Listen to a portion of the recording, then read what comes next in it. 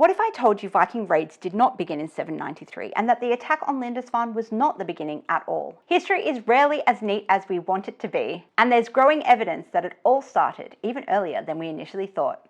Welcome to your Viking Age history lesson with me, Megan Formanek, author of the Viking Trading Lands series and public historian, bringing you the history lessons you want, not the ones you'd get in class. I've spent more than a decade researching the Viking Age, from raids, trade to daily life, and today we're putting a pivotal assumption under the microscope. Did the Viking Age really start in 793, or have we got it all wrong? Let's dig in. So how did we land on 793? A lot of you are likely familiar with the raid on Lindisfarne, where a group of either Dane or Norwegian warriors descended on the monastery of St. Cuthbert's on the holy tidal island of Lindisfarne, which at times, due to the tide, is cut off from the mainland. So it's left defenseless. The event was so shocking to Christian Europe that letters circulated, and it was recorded in the Anglo-Saxon Chronicle. And I'll read here. On the 8th of June, the raiding of heathen men miserably devastated God's church in Lindisfarne Island by looting and slaughter. But let's take a step back. The date of 793 being the beginning of the Viking Age wasn't chosen by Viking Age Scandinavians, it was chosen by historians long after its beginning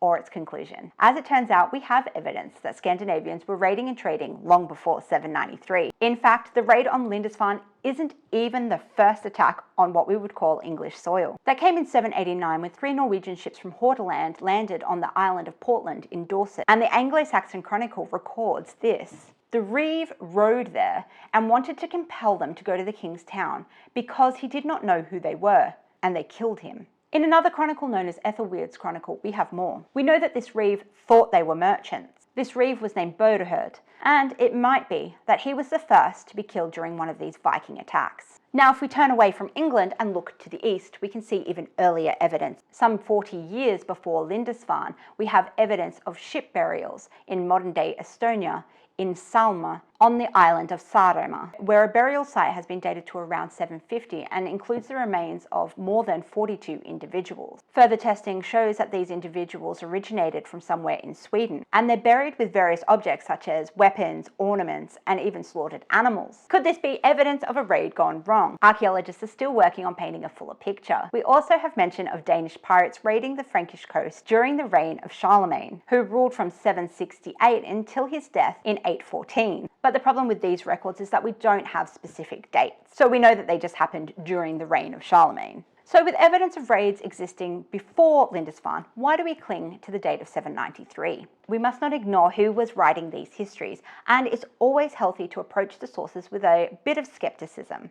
We know Christian monks recorded the horrors of Lindisfarne, and this marked an important turning point in their history, because for over 100 years after this, Viking Age raiders would attack coastlines and into their countries, setting up kingdoms and destabilizing Anglo-Saxon rule. And if there were any mentions of attacks before this in oral histories, these are now lost to us. There is also the question of definition. What constitutes the beginning of the Viking Age? Is it only raiding, or could it be marked with the first warship sailing, or even when the Scandinavians became a problem for their neighbours? In a world where the term Viking is sometimes incorrectly applied to all Viking Age Scandinavians, we can be quick to assume that violence was their only impactful activity and completely ignore any beneficial relationships that may have contributed to their age of expansion. Now, I'm not seeking to minimize the violence here and the destruction that they caused. I'm just saying it's not the only thing that they did. As humans, we love a big moment, a clear turning point, a box and a label to put on it to tell us what it is and why it should be important to us. But history is messy, and it's not going to do that for us.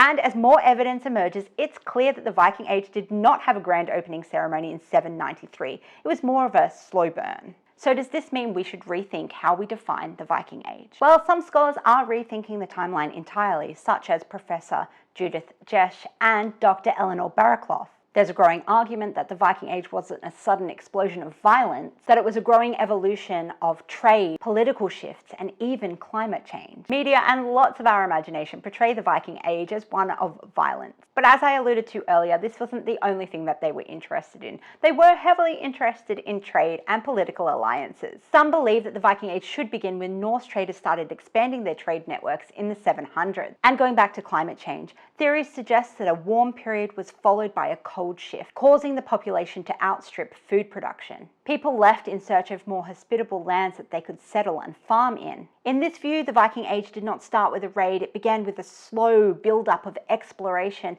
with the goal of settlement. Now, while 793 and the attack on Lindisfarne might currently mark the beginning of the Viking Age, we've seen that Viking attacks in England and further afield were happening well before this date. With history constantly evolving, we know that with just one discovery, everything could change. And if we rethink how we define the Viking Age through politics, trade, or settlement, would we push this date back even further? Let me know what you think in the comments below. What do you think should define the beginning of the Viking Age? And if you like this video, please give it a like and subscribe for more Viking Age history. And if you'd like to become part of my Merchant Viking crew, you can subscribe to my monthly newsletter where I share more stuff like this, plus media and news. And if you're interested in exploring the Viking Age through fiction, you can read my books, Viking Trading Lands. There's more information on my books in the description field below.